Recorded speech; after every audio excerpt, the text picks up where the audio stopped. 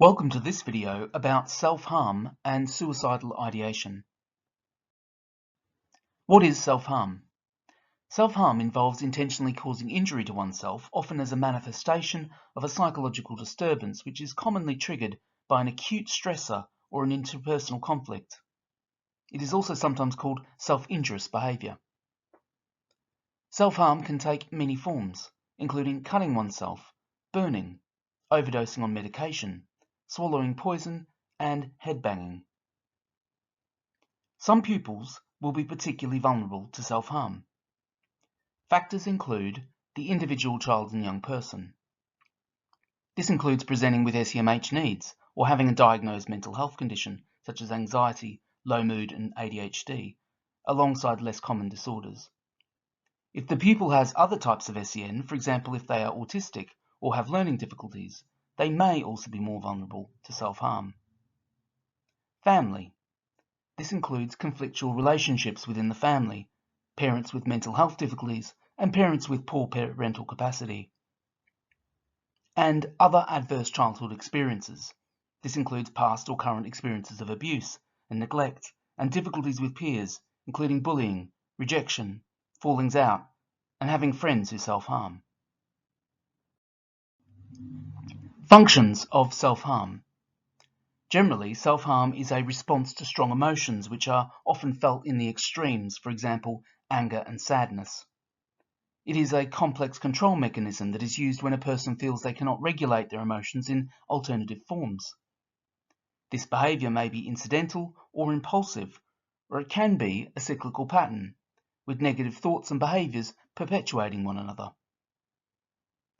Self-harm can have a complex range of functions, for example, to get a sense of relief or release, to try to stop feeling extreme emotions. It can provide a feeling of physical pain to distract from emotional pain. They can express emotions such as hurt, anger, or frustration instead of verbally. Self-harm might be used to punish themselves or to get a desired response from others, for example, to elicit care from loved ones or to identify with their peer group. Some young people who self-harm may also experience suicidal thoughts. Signs of self-harm. It is common for pupils to hide their self-harm, but there are some signs that they may be self-harming. These signs include physical signs, such as unexplained cuts, burns or bruises. It's important to bear in mind that such signs might also be signs of abuse. And keeping themselves covered. They might wear long sleeves when it's warm and avoid activities where their bodies might be exposed, for example in PE, and changing for PE or swimming. Behavioural signs include becoming withdrawn or isolated, lack of interest in usual activities, sudden changes in behaviour, for example getting very angry and aggressive, excessive self-blame for problems in their life, and expressing feelings of failure, uselessness or hopelessness.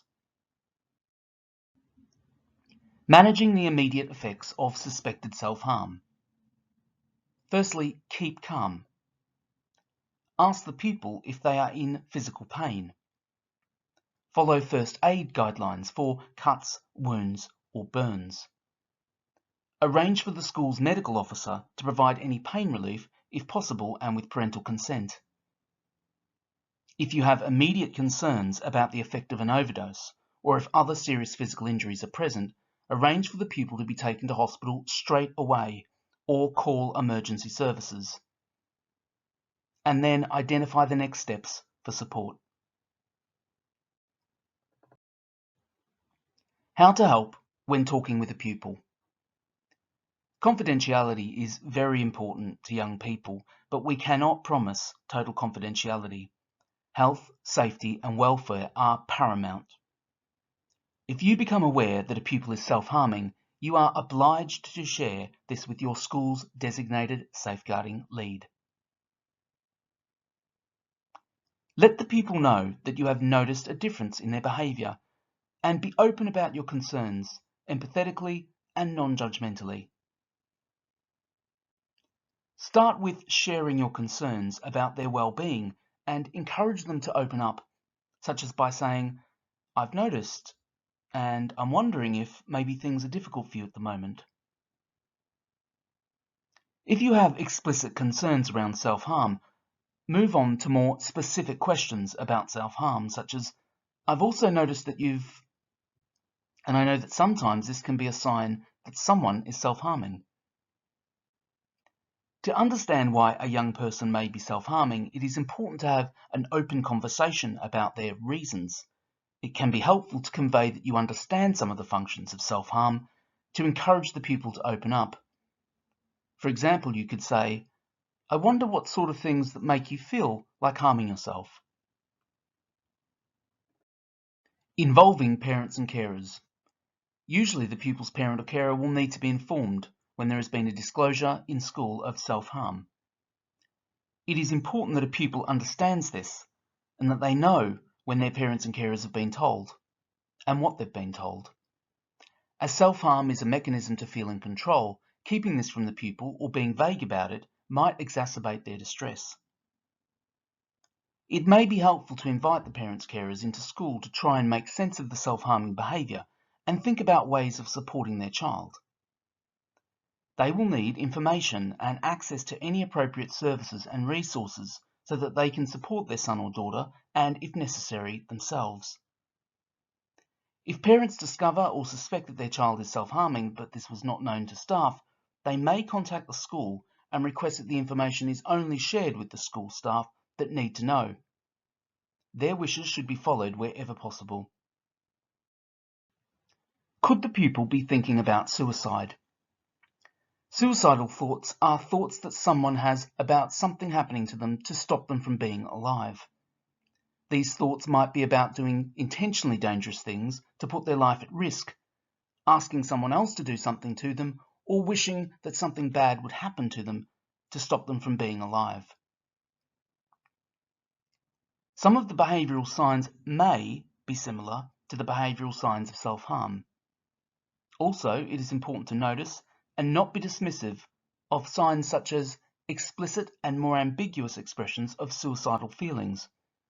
For example, saying, I want to kill myself, or I want to die, or everyone will be better without me, or all of my problems will be over soon, or I just can't go on anymore, or I don't want to be here anymore.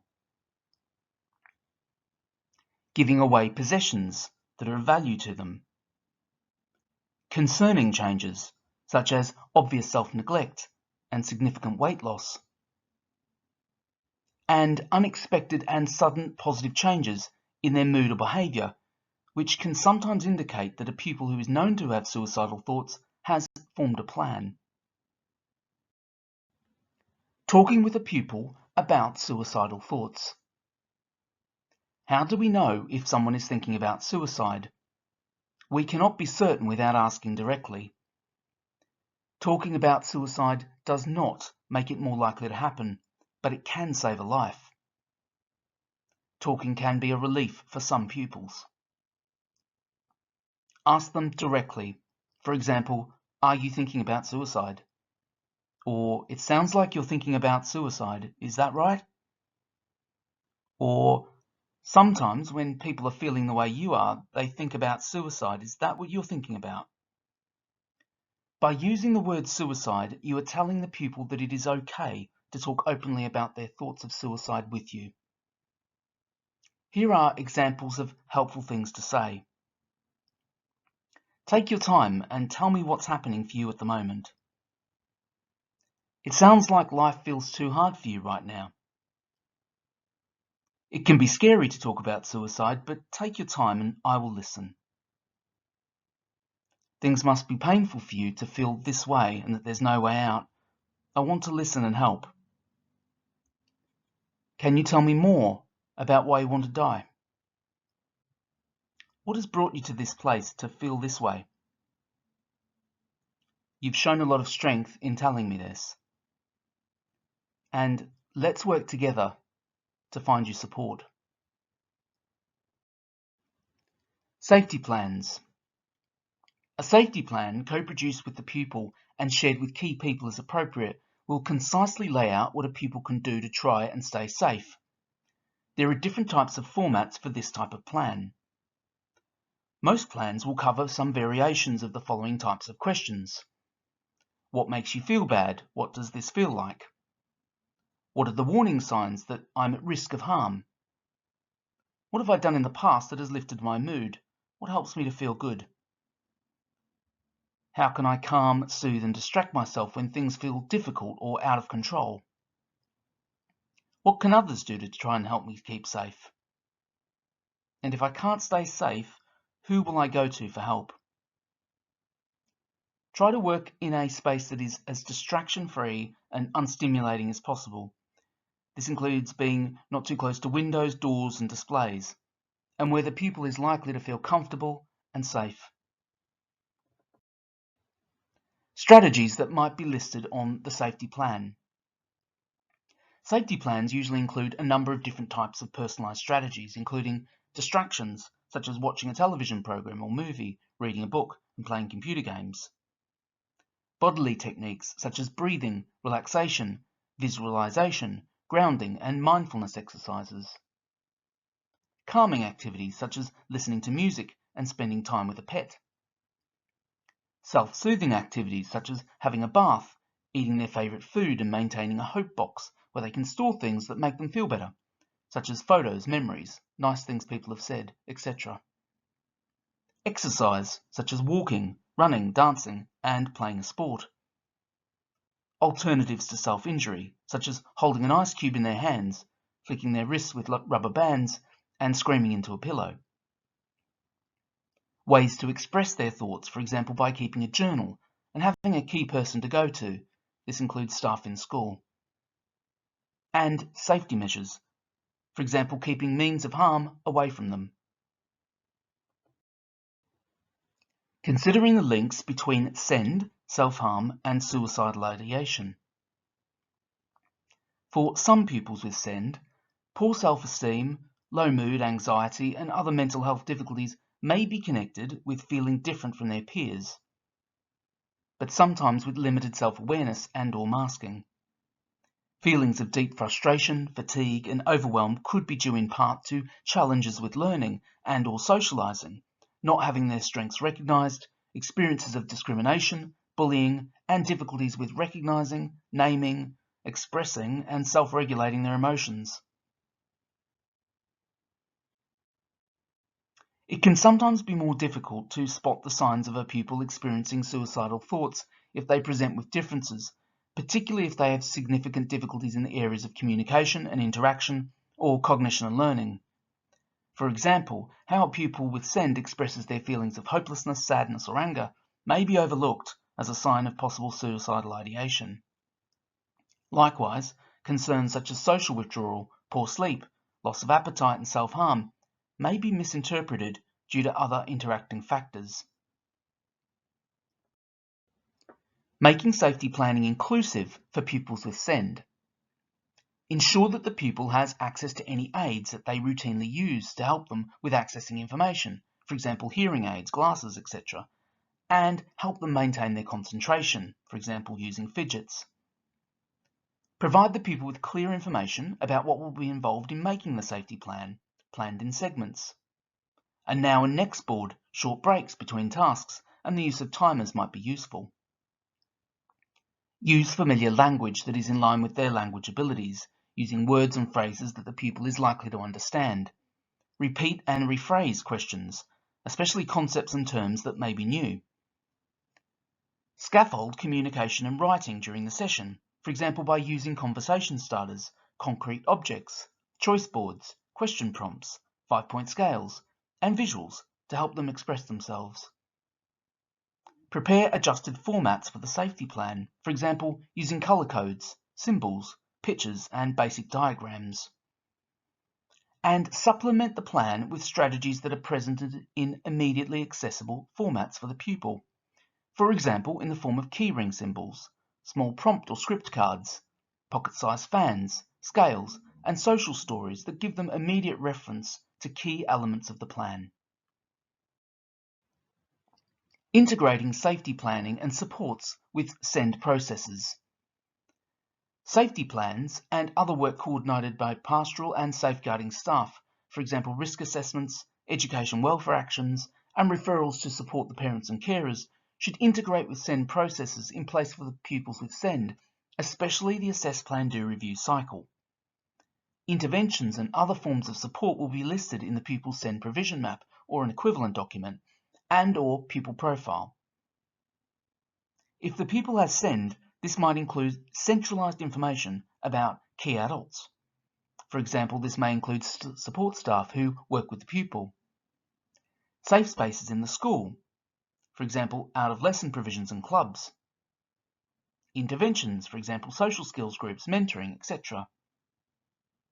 Identification of needs work being undertaken to further explore and assess the pupil's needs. This includes the use of checklists, screeners, routine information gathered within the school, and referrals to external agencies.